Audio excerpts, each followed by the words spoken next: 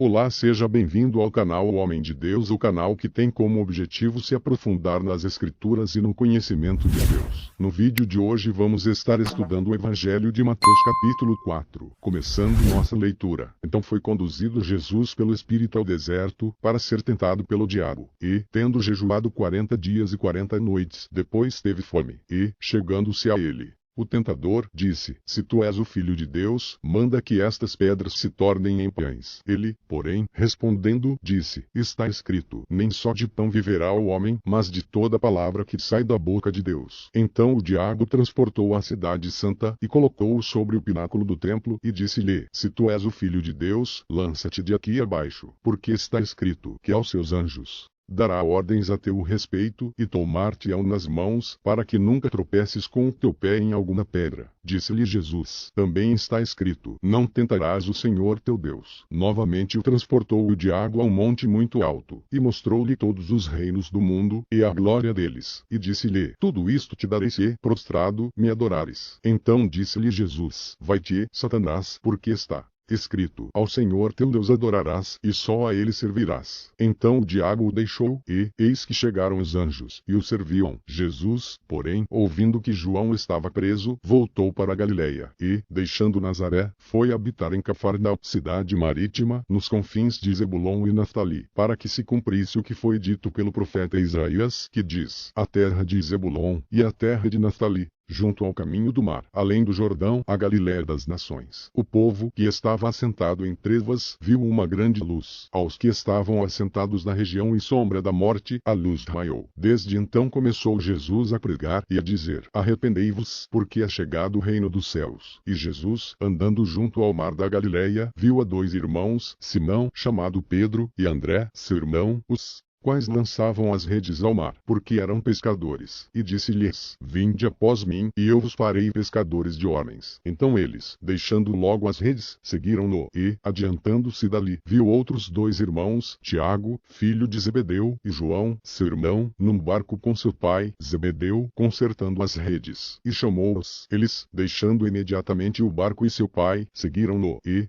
percorria Jesus toda a Galiléia, ensinando nas suas sinagogas e pregando o evangelho do reino, e curando todas as enfermidades e moléstias entre o povo. E a sua fama correu por toda a Síria, e traziam-lhe todos os que padeciam, acometidos de várias enfermidades e tormentos, os endemoniados, os lunáticos e os paralíticos, e ele os curava. E seguia uma grande multidão da Galiléia, de Decápolis, de Jerusalém, da Judéia e de além do Jordão. Agora vamos falar um pouco sobre esse capítulo para podermos entender não só o sentido histórico, mas também espiritual. Perceba que Satanás usou a fraqueza da carne como a primeira tentativa, pois ele conhecia que Jesus estava fisicamente debilitado por causa do jejum. Em outras palavras, o que o diabo disse foi: É justo o Filho de Deus passar fome? Jesus não perdeu tempo debatendo com o diabo. Jesus apenas usou a palavra de Deus. Diante da resposta, Satanás percebeu que Cristo usou a palavra, e também tentou usá-la contra o próprio Jesus. O que o diabo fez é algo que acontece muito dentro das igrejas nos dias de hoje. É chamado de espetáculo de fé, isso porque a Escritura é distorcida para que doutrinas de homens e demônios possam ser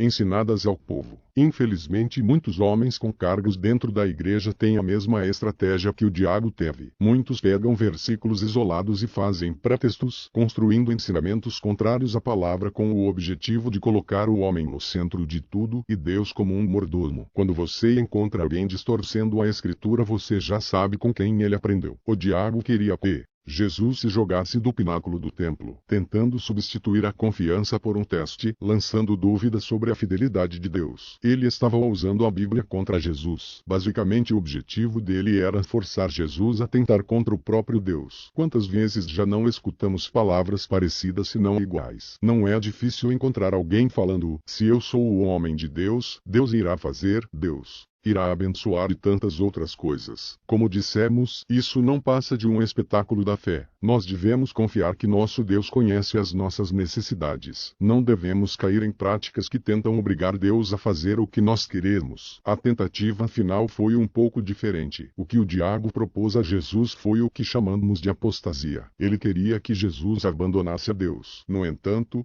Jesus repreendeu Satanás e venceu aquela tentação no deserto. Podemos aprender muitas lições com esse episódio da tentação de Jesus. Já vimos que o diabo, se preciso, tentará usar a própria Bíblia para nos tentar. Vimos também que ele sabe distorcer a palavra de Deus e que devemos tomar cuidado para não imitarmos essa prática tão perigosa. Outra lição que podemos aprender é que precisamos ter sempre viva em nossos corações a convicção de que nosso Deus é grandioso, ele conhece todas as coisas e sabe o que precisamos e, mesmo em momentos de tentações, nossa adoração tem que estar direcionada somente a ele, pois a sua palavra é a arma poderosa que pode garantir a nossa vitória em qualquer circunstância. Jesus, então, depois do diabo se retirar de tentar ele, algum tempo depois, teve que se retirar da Judeia para a Galileia, não apenas por causa da oposição que estava experimentando, mas principalmente porque o profeta Isaías havia predito seu ministério galileu. Nazaré, na Galileia, tinha sido a infância de Jesus, mas agora ele decidiu tornar a cidade de Cafarnaum sua casa e sede de seu trabalho. Localizava-se centralmente na costa do Mar da Galileia e na estrada de Damasco,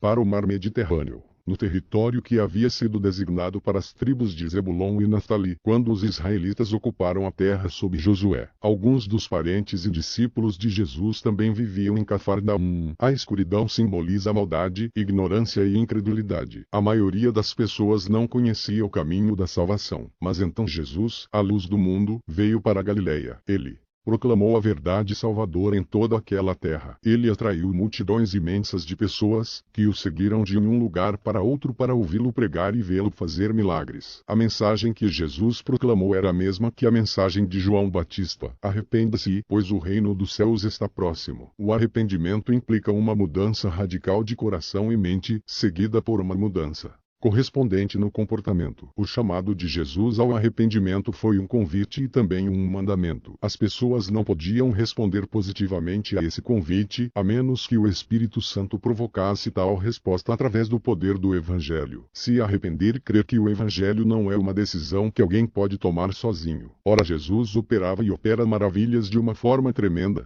As pessoas que seguiam ele não recebiam somente a palavra e milagres, mas recebiam transformação e mudança. Aqueles que aceitavam a sua palavra. Por isso nos é necessário obedecer a sua palavra que tem poder para sermos impactados e transformados. Chegamos ao final de mais um vídeo e se você gostou, se inscreva no nosso canal para receber conteúdo novo toda semana. Deus abençoe.